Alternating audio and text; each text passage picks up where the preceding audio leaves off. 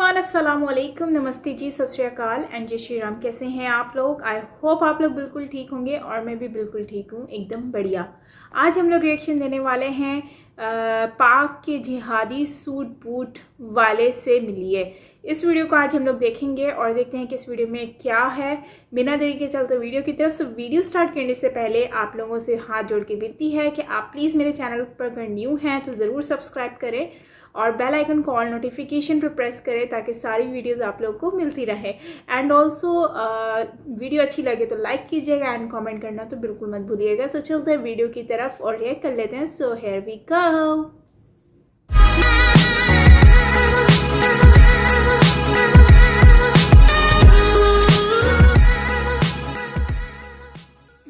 कि 25 करोड़ मुसलमान और तालीम याफ्ता हिंदू बेचारे हॉस्टेज बन के फिर रहे हैं, जबानों पे ताले लगा के फिर रहे हैं और न जाने कितना अरसा फिरते रहेंगे, क्योंकि जब तक ईवीएम का हथियार मोदी साहब के हाथ में है वो कहीं जाने वाले नहीं। उनकी ट्रेनिंग गुजरात में मुसलमानों को कत्ल करके उनका सबसे बड़ा जेनोसाइड करके उन्होंने लाइसेंस लिया था and he is trying to use that licence again and again. जमहूरी तरीका को पसंद नहीं करते, he is almost a dictator. जब तक वहां पे ईवीएम चल रहे हैं मोदी साहब कहीं नहीं जाएंगे। दोस्तों, ये है साजिद तरार, जो कि पाकिस्तानी हैं और यूएसए में रहते हैं, पॉलिटिकल एनालिसिस करते हैं। कई लोग इनको काफ़ी सेंसिबल समझते थे कि वो एक ऐसे मुस्लिम है जो एटलीस्ट मदरसा छाप सोच नहीं रखते हैं, लेकिन अफसोस की बात है लिबास बदलने या जगह बदलने से जिहादी मानसिकता इनकी खत्म नहीं हुई। जिस तरह का जहर ये आदमी भारत के लिए इस्तेमाल कर रहा है वो शर्मनाक है। आप भी सुनिए और आप देखेंगे कि पाकिस्तानियों के पास सिर्फ रोने के अलावा कुछ नहीं है। सबसे परेशान कौम इस दुनिया की यही है और इसी कौम ने पूरी दुनिया के नाक में दम भी कर रखा है। कल नरेंद्र मोदी साहब ने कश्मीरी लीडरशिप को बुलाया तो पाकिस्तान की हुकूमत तो ये कह रही है कि ये नरेंद्र मोदी साहब का एक पीआर स्टंट है। तो एक सवाल वैसे मेरे ज़हन में ये भी आता है कि क्या कश्मीरी जो मकबूजा कश्मीर में कश्मीरी हैं वो कोई पाकिस्तान के साथ तो लगता है राब्ते में नहीं है, तो हम फिर किस चीज की बातें कर रहे हैं? या कि पाकिस्तान ने सिर्फ रिस्पॉन्ड ही करना था क्योंकि कश्मीर में डेवलपमेंट हुई है तो बात करनी जरूरी थी? How do you see this entire situation तार साहब?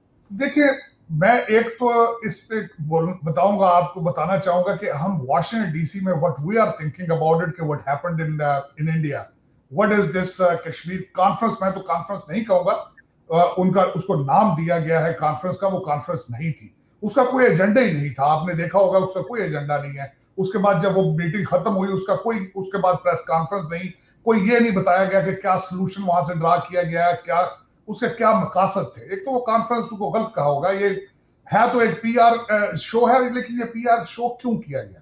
हमारे पाकिस्तान मीडिया ने भी, हमारी फॉरेन पॉलिसी ने भी उसमें अपना सही रोल अदा नहीं किया। वो ये रोल है कि इंडिया ने जो बंकर बना लिए हैं अपने लाइन ऑफ कंट्रोल पे, 6000 से 8000 पक्के बंकर बनाए हैं। वो क्यों बनाए गए हैं? वो इसलिए बनाए गए हैं क्योंकि वो कश्मीर में अभी और आपको नया सरप्राइज देने वाला है। वो कश्मीर का नाम खत्म करने वाला है। वो वहां पे एक किसी नए आपको सरप्राइज देने की तैयारी में है। मैं यहां पे ये बताना चाहूंगा कि कश्मीर आपकी बीजेपी गवर्नमेंट की नजर में क्या है, कश्मीर को किस तरह यूज किया जाता है। एक तो सबसे पहले जो मोदी एडमिनिस्ट्रेशन है, जिनकी सारी उनकी लेबोरेटरी है, इनकी सारी ट्रेनिंग जो है गुजरात से हुई है और एंटी मुस्लिम ट्रेनिंग है, एंटी मुस्लिम एजेंडा है इनका। उनका पॉलिटिकल सिनेरियो, उनका पॉलिटिकल मैंडेट क्या है? उनका एक पॉलिटिकल मैंडेट ये है कि मेजॉरिटी हिंदू रहने वाले इंडिया में कौन है? वो मेजॉरिटी हिंदू है। वो समझ चुके हैं कि मेजॉरिटी हिंदूज में से मेजॉरिटी वोट ले लें तो हम जीत जाएंगे, हमें किसी दूसरी पार्टी, किसी दूसरी माइनॉरिटी की जरूरत नहीं है। ये उनकी पॉलिटिकल उनकी अप्रोच है।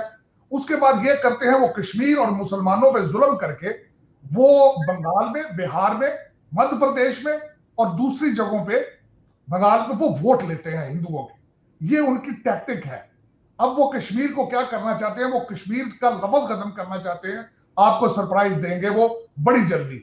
और दूसरा, उस पर हमारी दूसरी साइड पर मैं अभी डिटेल में जाना चाहूंगा। मेरी नजर में मैंने 5 चीजें आइडेंटिफाई की हैं जो कि इस वक्त नजर आ रही हैं कि इसके मकसद ये थे। मोदी साहब ने ये क्यों लोगों को बुलाया? फर्स्ट ऑफ ऑल, ये लोग जो बुलाए गए हैं ये सारे कश्मीरियों को रिप्रेजेंट नहीं करते। ये सारे प्रो मोदी थे, ये सब लोग, लेकिन उनमें भी वो भी आते तब वहां बीजेपी को डिसअपॉइंट करके आए, लेकिन ये मोदी नवाज, ये इंडिया नवाज लोग थे वहां पे, जो सारे हमेशा उनके साथ खड़े होते हैं। उनमें अब मैं बताना चाहूंगा कि उनमें से हुर्रियत कॉन्फ्रेंस वालों को नहीं बुलाया गया वहां पे दूसरे कई वहां पे पंडित ऑर्गेनाइजेशन थे हिंदू, उनको भी नहीं बुलाया गया। अब मैं ये बताने की कोशिश करूंगा 5 क्या पॉइंट थे कि आज मोदी एडमिनिस्ट्रेशन को जरूरत पड़ी है कश्मीर को बुलाने की। हालांकि मोदी जमहूरी तरीका को पसंद नहीं करते, he is almost a dictator. जब तक वहां पे ईवीएम चल रहे हैं मोदी साहब कहीं नहीं जाएंगे। अब मैं ये बताना चाहूंगा कि 5 रीजंस क्या थी जिस वजह से इनको बुलाया गया। एक तो इनकी आर्मी ने खुद इनको बताया कि हम 2 फ्रंट्स पे जंग नहीं लड़ सकते, हम 2 फ्रंट्स पे प्रेशर नहीं बर्दाश्त कर सकते। वो 2 फ्रंट्स कौन से हैं? पाकिस्तान है और चाइना है। एक तो इसकी वजह ये थी। दूसरी एक बड़ी वजह यह है कि बंगाल में भी इलेक्शन हारे हैं। इन्होंने फिर हिंदुओं को खुश करना है, हिंदू वोटर्स को।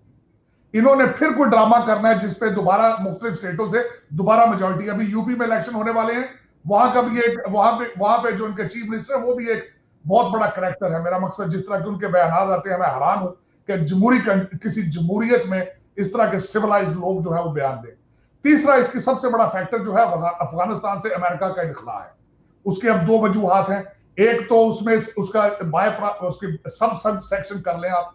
एक तो पाकिस्तान का प्रेशर अमेरिका पे कि हमें इंडिया से डर है, हम आपके साथ अफगानिस्तान में सही आपकी हेल्प नहीं कर सकते। एक तो वो रीजन हो सकती है, अमेरिका कहता हो कि आप पाकिस्तान से रिलेशनशिप ठीक रखें। दूसरा, इंडिया का माइंडसेट है कि अगर वहां से अमेरिकन चले जाते हैं तो तालिबान या दूसरे लोग जो है वो कश्मीर की तरफ रुझान करेंगे। एक तो ये वजह हो सकती है, और इन्हीं वजूहात की वजह से इन लोगों को बुलाया गया है जिसका कोई मकसद नहीं है। और इस वक्त इंडिया में, मैं no offence to my Hindu friends, no offence to my Indian friends, Modi साहब जो कुछ कर रहे हैं वो इंडिया के खिलाफ कर रहे हैं। उसकी वजह ये है, व्हाट? इंडिया के खिलाफ? इंडिया में एक कौम नहीं बसती, वहां पे एक जबान नहीं बोली जाती। पाकिस्तान को सेकुलरिज्म की जरूरत नहीं है, इंडिया की मजबूरी है सेकुलरिज्म, लेकिन सेकुलरिज्म की वहां पे धज्जियां उड़ाई जा रही हैं। अब मैं ये बताना चाहूंगा कि आखिरी दौर में 2002 से 2014 तक क्या हुआ। कांग्रेस की गवर्नमेंट थी, 10 साल रही वहां पे। उससे पहले अटल वाजपेयी थे, उनकी एक पॉलिसी थी, उसको कहते थे हीलिंग पॉलिसी। उसमें इंट्रोड्यूस वाजपेयी साहब ने कराया था, कांग्रेस उसको एक्सटेंड करती रही है। 2002 से 2014 पे कश्मीर में इतने ज्यादा ना वहां पे मुजालिम ढाए गए, ना वहां पे मेरा मकसद इस तरह के हालात थे। आजकल के हालात ये हैं कि जब आपके ऊपर कर्फ्यू हो, आपको इंटरनेट ना हो, आपके फोन बंद कर दिए जाएं, आपके बच्चों को मार मार के, जो Kashmir is biggest jail on the planet. और दुनिया में मैं हैरान हूं इस बात पे कि अगले दिन भी इमरान खान साहब से क्वेश्चन किया गया कश्मीर चाइनीज मुसलमानों के बारे में। मैं समझता हूं वो भी ठीक नहीं है, गलत है, लेकिन दुनिया किस तरह भूल जाती है कश्मीर को, दुनिया किस तरह बर्मा को भूल जाती है, दुनिया किस तरीके से फलस्तीन को भूल जाती है, सीरिया को भूल जाती है।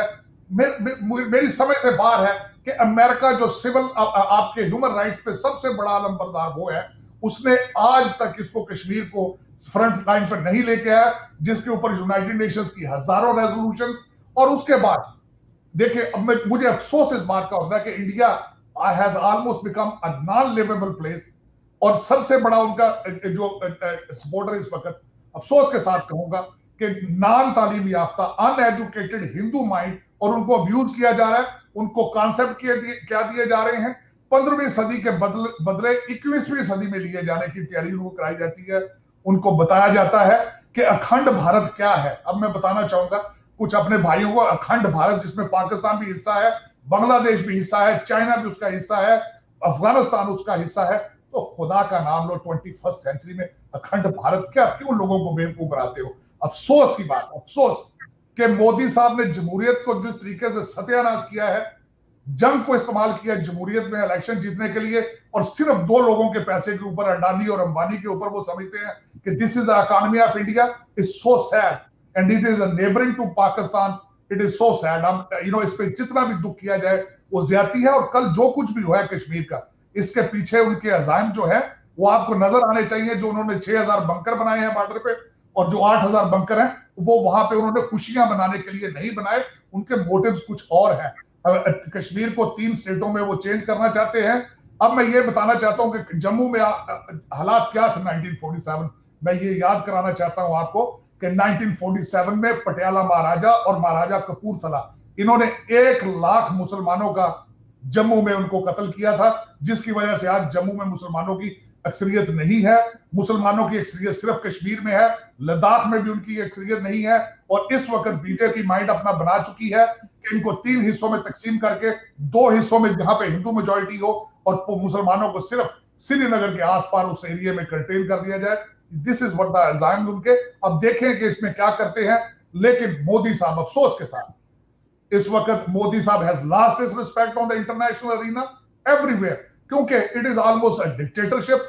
छोटी सी मिसाल दूंगा, अभी आपके वहां पे वैक्सीनेशन आई है, आपके कोविड आया, आपके दिल्ली में एक बच्चा जिसने कहा कि मेरा दादा ऑक्सीजन की वजह से मर गया है, उसके घर अरेस्ट कर लिया गया। आप अब मोदी साहब इस वक्त, पहले इन्होंने एक आइडियोलॉजी दी कि आप अगर एंटी मोदी हैं आप एंटी इंडिया हैं, ये जब वो ग्रो कर रहे थे। अब वो ग्रो कर चुके हैं, मीडिया गोदी मीडिया क्रिएट कर लिया, अदलिया को उन्होंने यरगमाल बना लिया। सारा कुछ करने के बाद आज आप मोदी साहब के खिलाफ एक लफ्ज बोले, शाम को आपको उठा लिया जाता है। तो इस दुनिया की जो सबसे बड़ी, ये क्लेम करते थे सबसे बड़ी जमहूरियत, आज वो ना जमहूरियत है, ना वहां पे सेकुलरिज्म है, ना वहां पे। और अफसोस के साथ कि 25 करोड़ मुसलमान और तालीम याफ्ता हिंदू बेचारे हास्टेज बन के फिर रहे हैं, जबानों पे ताले लगा के फिर रहे हैं, और न जाने कितना अरसा फिरते रहेंगे, क्योंकि जब तक ईवीएम का हथियार मोदी साहब के हाथ में है वो कहीं जाने वाले नहीं। उनकी ट्रेनिंग गुजरात में मुसलमानों को कत्ल करके, उनका सबसे बड़ा जेनोसाइड करके उन्होंने लाइसेंस लिया था, and he is trying to use that licence again and again. Guys, ये वीडियो है जिसमें ये बात कर रहे हैं अबाउट जो नरेंद्र मोदी जी के बारे में, और यही वो लोग हैं जैसा कि आप जानते हैं इनकी, अगर आपने बातें सुनी हो तो कभी कभी तो ये इतना कोई स्टेटमेंट देते हैं कि इंडियन गवर्नमेंट के ऊपर, और फिर इंडियन गवर्नमेंट के साथ जो स्टेटमेंट्स होती हैं, मतलब इनकी इतने पॉजिटिव स्टेटमेंट्स होती हैं about Indian government and Indian लोगों के। लेकिन आज मैं इन्हीं को दोबारा से जब सुन रही हूँ तो मुझे हैरानगी इस चीज़ की हो रही है कि ये इंसान ऐसे बात कर रहे हैं जैसे कि कभी इन्होंने इंडिया के लिए अच्छे वर्ड्स निकाले ही ना हो। तो ऐसा, मतलब ये लोग न्यूज़ में कभी भी कुछ भी बोलते हैं, कुछ समझ नहीं आता। अगर आप देख लो कमर चीमा को देख लो, आरज़ू काज़मी को देख लो, आप किसी को भी देख लो, मैं पॉइंट आउट नहीं कर रही, मैं बस एक आपको एनालाइज करके बता रही हूँ जो मैंने इतने टाइम से उनको देखा है। तो ये लोगों का जो बेसिकली जो है जो दूसरे चैनल्स होते हैं वहाँ पर ये लोग कुछ और स्टेटमेंट देते हैं। जब ये लोग आते हैं दूसरे, मतलब ये हर प्लेटफॉर्म पे इनका अलग ही स्टेटमेंट होता है, कभी किसकी तरफ हो जाते हैं, कभी किसकी तरफ हो जाते हैं, और फिर उसके ऊपर कहते हैं कि हाँ ये हो गया वो हो गया। लेकिन मैं इसी पे यही बात कहूँगी कि ये गलत तरीका है, ऐसे नहीं होना चाहिए। स्टेटमेंट वही रखो जो है। अब यहाँ तो आप एकदम सर पे चढ़ा देते हो या फिर एकदम आप ज़मीन पे गिरा देते हो, तो ये बहुत ही ज़्यादा गलत बात है। बाकी ओवरऑल यही है कि कमर चीमा जो हैं वो भी इस तरह के स्टेटमेंट पे खामोश होकर सुन रहे हैं, मतलब वो भी बात करें इस पर। डिबेट का मतलब क्या होता है, आप बात करो, आपने इस गेस्ट को बुलाया है तो आप उनसे बात भी करो, क्वेश्चंस के आंसर भी करो। अब कश्मीर में जो मामलात हुए हैं या फिर कश्मीर में जो भी ये सिस्टम चल रहा है बैरियर्स का, तो उसमें अब ये कहते हैं कि जो नरेंद्र मोदी हैं, वो नरेंद्र मोदी जी जो हैं वो मतलब ये डिवाइड करने की कोशिश कर रहे हैं 3 स्टेट्स में। अब उसके अलावा, अब क्योंकि जाहिर सी बात है कश्मीरी पंडित जो हैं उनको भी वहाँ पर जो है वो अलग से सिस्टम बना कर दिया जा रहा है जहाँ पर वो लोग आराम से रह सकेंगे, तो उनको वापसी करने की कोशिश की जा रही है। लेकिन ये बात भी अच्छी है, लेकिन यहाँ पर लोगों को ये चीज़ें हज़म नहीं हो रही हैं। मैं ये नहीं कह रही कि जो है वो ये मामलात स्टेट्स बनेंगे कि नहीं बनेंगे। खैर अगर बनते भी हैं तो ये उन लोगों के मामलात हैं, मैं इस पर कुछ कह नहीं सकती। लेकिन स्टेटमेंट्स की मैं बात कर रही हूँ, जिस तरह के ये स्टेटमेंट दे रहे हैं तो उसमें मुझे ये बात समझ नहीं आती कि या तो आप मतलब बोलो नहीं, अगर आप बोलते हो तो फिर इस तरह के स्टेटमेंट्स मत दो।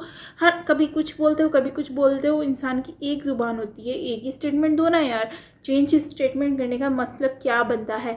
फिर ये यहाँ पर ये भी कह रहे हैं कि नरेंद्र मोदी जी जो हैं वो लोगों को जो है वो गुजरात में जीत गए, और जो है वो जो मेजॉरिटी थी वो हिंदू लोगों की थी, और उन लोगों को कुछ पता नहीं है, जिसकी वजह से ये जो है वो नरेंद्र मोदी जी जो है वो जीत गए और वो चल रहे हैं। लेकिन माइनॉरिटी की अगर बात की जाए तो उनको इतना फ़र्क पड़ता नहीं है, और ये सारी चीज़ें जो हैं वो ये बता रहे हैं अपनी इस डिबेट में।